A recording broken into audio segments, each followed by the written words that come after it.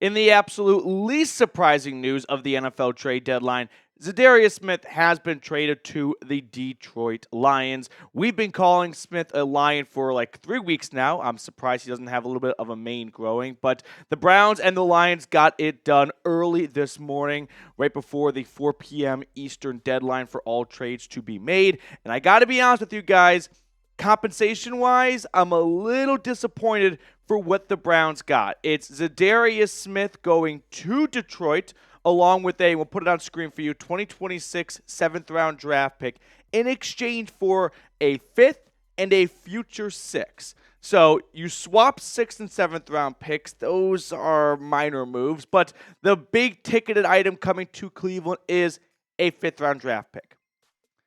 I'm going to level with you. We knew this was going to happen, but I was hoping you'd get more than a 5th and a 6th for a Smith and a 7th. I don't really care about the 7th and 6th swap very much, but I was hopeful that you could get a conditional 4th-round draft pick that maybe elevates to a 3rd, or a 5th-round draft pick that could elevate to a 4th. But a 5th and a 6th for a Smith and a 7th, it's basically what you gave up to get him in the first place. So on one hand, you basically had him on loan. I never understand soccer loans, but I think this is as close as we can get to it, because you had his services for a season and a half, and you gave up a 5th and a 6th. Well, you gave up 2 5ths, and you got Smith and 2 6ths when they traded him from the Vikings. And this is more or less the same trade you made. I mean, a couple of minor changes, but it's a little bit further off than what I projected. I thought it would be Smith for a 4th-round draft pick. Edge rushers are the number one commodity at the NFL trade deadline, and Smith is the best available edge rusher. So to me, it all kind of pointed to the Browns could get a decent return. And I mean, here's my prediction. It was 4th-round draft pick. And like I said, we've been talking about Smith going to the Lions for weeks now on this channel. But yeah, I think the overall consensus in the room here is when we got the notification this morning, no one was surprised whatsoever. But we were probably a little surprised that it was just a 5th and a 6th for Smith and a 7th. Now, hopefully, there are some more deals happening, because I do feel like the Browns should pick up some more draft assets, given they are 2-7, and they've got some veteran players who we'll talk about more in just a little bit here. But make sure to subscribe to the channel, because if more trades happen, you know we're going to get a video out to you guys as soon as possible. So hit that sub button down below. Now, let's look at the updated draft haul for Cleveland. They've got their 1st, 2nd, 2 3rds, 1 via Buffalo thanks to Amari Cooper, a 4th, a 5th now thanks to Detroit. So if we're looking at what I call not premium picks, but a combination of premium and solid picks, they've got 4 picks in the first 2 days of the draft, and then 2 picks in the first 2 rounds of day 3 of the draft. So I fully expect Cleveland to use those 6 and probably that 5th rounder to probably make some more trades. Now, that wouldn't be until after the season is over, or maybe moving up in the draft, but I would be shell-shocked if the Browns stay pat with all these picks right here and don't use these picks to make more trades. I mean, GMs look at picks as currency. It's monopoly money to them. So they're going to use these picks to move up in the draft or get a player of their choice. So fully expect some of these picks that are in day 3 of the draft to be in Andrew Berry's wallet for wheeling and dealing during the offseason. But they are putting together a good stash of picks, which is nice given when you are 2-7. The only good thing in front of you is the NFL draft. And when you've got a boatload of picks in the draft, it makes you a little bit more confident in, hey, it could be a rather quicker turnaround. But Smith goes over to the Lions, who are going to get a really good player. He's got 5 sacks through 9 games so far this season.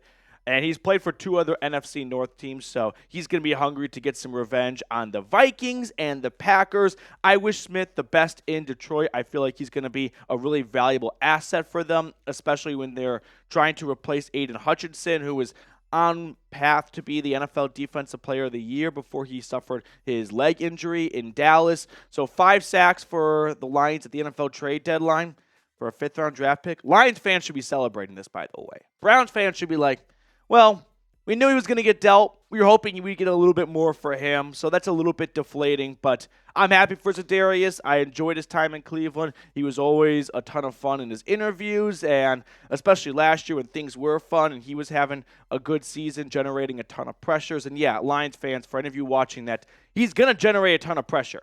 He may not get to the quarterback like he used to when he got to 10 to 12 sacks in 3 out of 4 years, but he's going to collapse the pocket and he's going to force the quarterback out and maybe an incompletion or a bad decision. But Smith is going to generate pressure, but he doesn't have that, at one point, great speed to really finish off the play and take down the quarterback for a sack.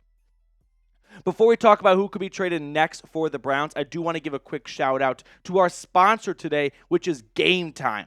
Game Time has an awesome feature called Game Time Picks that makes getting tickets to see your favorite teams play live even easier. Game Time Picks filters out the fluff to show you only incredible deals on great seats so you don't have to waste time searching through thousands of tickets. One thing I love about Game Time is their all-in pricing option. Toggling this feature shows the total upfront cost with no surprise fees at checkout. Take the guesswork out of buying tickets with Game Time. Download the Game Time app, create an account, and use code CHATSPORTS for $20 off your first purchase. Terms apply. Again, create an account and redeem code CHATSPORTS for $20 off. I put all that information in the comments and description of today's video. Download Game Time today. What time is it? Game time. Let's talk about what's next for the Browns, because Smith is on to Detroit, but the Browns still have a second half of the season to play. So, first thing, Okoronkwo gets promoted to the starting lineup opposite of Myles Garrett. I really wish that while this trade was going down, Alex Wright was not on injured reserve, because you could get him on the field and start to develop your former third-round pick. So, just a missed opportunity, but Isaiah McGuire, I feel like, has put together some really strong plays and some good reps when he has gotten his number called over the last few weeks. So Okoronkwo sees a much larger snap count. McGuire as well. We'll see if the Browns maybe add a defensive end from the practice squad. I'm sure they will. I mean, they'll have an open roster spot. But there are still more trades to be made. So these were the guys that I call no-brainer trades, meaning all of these players are either a few things. One, over the age of 30. 2, on an expiring contract. 3, all of the above. Now, there's one name I could add to this. It would be Jack Conklin, who people have noticed he put his house up for sale. I'll tell you guys right now, if a player is going to get traded, it's not going to be because they put their house up for sale. I mean, for one, when you get traded mid-season in the NFL, you don't sell your – I mean, I can't speak from experience, but you don't sell your home and, like, completely pack up and move everything. It's very quick. You get the phone call, you get a bag, and you fly out. And then usually your family members, like, bring your things over to your new city. But the new team that acquired you, they want you and your backpack and a bag of clothes as soon as possible.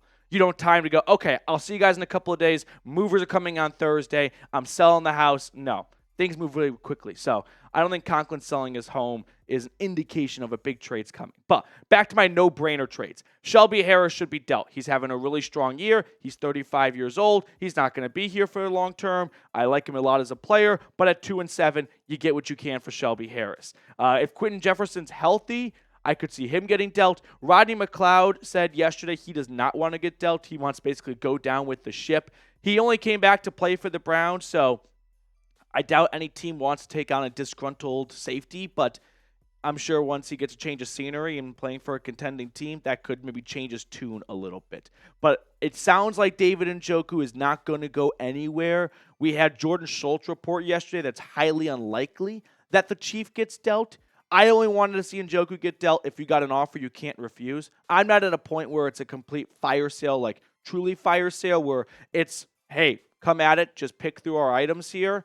No, if you got a really good offer for a 28-year-old tight end that unfortunately has had some up and down years in his career, but I'm not trying to like completely squash Njoku's abilities and his contributions to this team. I like him a lot as a player, don't get me wrong or twisted, but when you're 2-7, there are going to be some guys who are kind of on the fence and you have to have some tough conversations about. And the Chief to me is right on the fence. Whereas guys like Myles Garrett, Denzel Ward, they're untouchable. Not interested in trading them. Do not expect them to get dealt. So going back to the Za'Darius Smith trade, how would you grade it? A, B, C, D, or F? I'll give it a C+. I was hopeful you'd get more than basically a fifth. Ignore the 6th and 7th round pick swap. Unfortunately, not the case, but C+ for me. All right, before we sign off, I do want to show some love to the Brown and Orange Club. Tim Green, Mike Dibble, Jeremy Stallman, Slow But Sure, David Botner, Jared Brandt, James Harper, Papa T, Joseph DePorte, Mike, Ray Bidding, Dr. No, Eli Green, John Porter, Scorpion, Max T, Jacob Bate, Drunken Honky, Pistol Slothy, Kiki, Richard and James Belt. Shout out to the Belt duo, Nicholas Canfield, and Ty Man the Buckeye. If you want to get added to the Brown and Orange Club, $50 super chat during our next watch party, which will be against the Saints in 2 weeks, which, thank God, by the way, the Saints are playing because this Sunday because they're going to get the interim head coach boost now that Dennis Allen is gone, and that will have worn off by the time the Browns come to town. All right, make sure to subscribe. We can also run through some of the other trades that were made today because we've already had a couple of trades go down this morning. So just for anyone wondering, all right, besides the Browns, who else has been making some moves? We had the Bears trade away Khalil Herbert to the AFC North. That's their backup third-string running back for a meaningless seventh-round draft pick. But I saw Zach Moss is lost for the year with a toe injury, so it'll be Chase Brown and Khalil Herbert. And then the Cowboys.